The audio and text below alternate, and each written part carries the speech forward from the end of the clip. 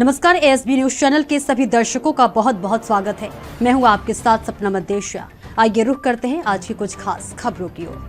दुकान का बैनामा न करने को लेकर जालसाजी का शिकार हुआ युवक। पूरा मामला जनपद मैनपुरी के ग्राम इलाहाबाद थाना एलाऊ का है।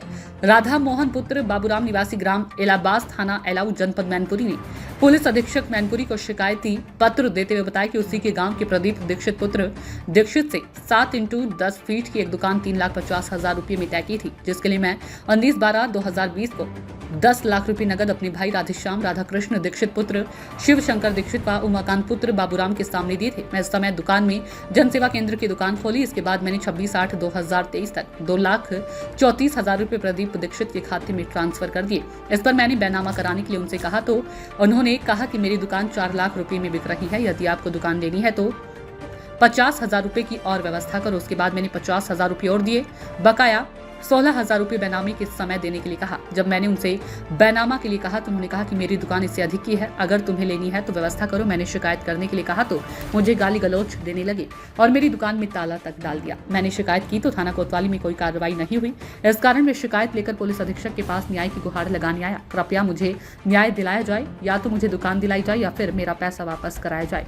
इस पर और कुछ क्या कहा राधा मोहन ने दिखाते हैं इस पूरी रिपोर्ट में। कहाँ रहते हैं? इलाहाबाद थाना कौन सा लगता है? एलाऊ। आज आप क्या मामला है? एसपी साहब के यहाँ शिकायत करने आए? एसपी साहब के यहाँ शिकायत करने आए। हमने पैसा दिया था किसी दुकान लेने के लिए। किसको दिया था? प्रदीप कुमार दीक्षित किस काम के लिए? दुकान लेने के लिए। दुकान खरीदने के लिए? उन्होंने कहा कब दिया था पैसा?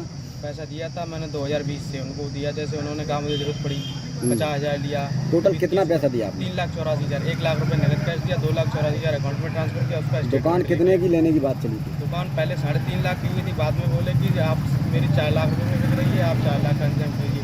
फिर मैंने 50,000 रुपये और ट्रांसफर किया। उसके बाद 3,84,000 हो गया। ट्रांजेक्शन कितना किया है? नगद में कितना पैसा दिया है? ट्रांजेक्शन किया 2,84,000। 1 लाख रुपये नगद कैश दिया।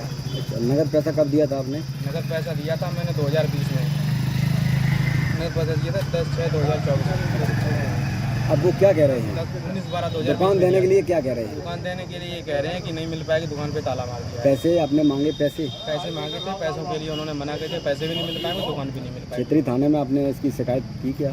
जी मैंने वहाँ पे की थी कल शाम को थाने में। बोला कि अभी नहीं मीटिंग में है, इसलिए मैं शाम को फिर नहीं आ पाया। कोई कार्रवाई नहीं की गई। अब क्या चाहते हैं कप्तान साहब से? मैं ये चाहते हैं कि या मुझे दुकान मिल जाए या मेरा पैसा मुझे रिटर्न मिल जाए। बात खत्म। तो आज की खास खबरों में फिलहाल इतना ही। कल फिर मिलेंगे कुछ और बड़ी खबरों के साथ। इजाजत दीजिए, नमस्कार।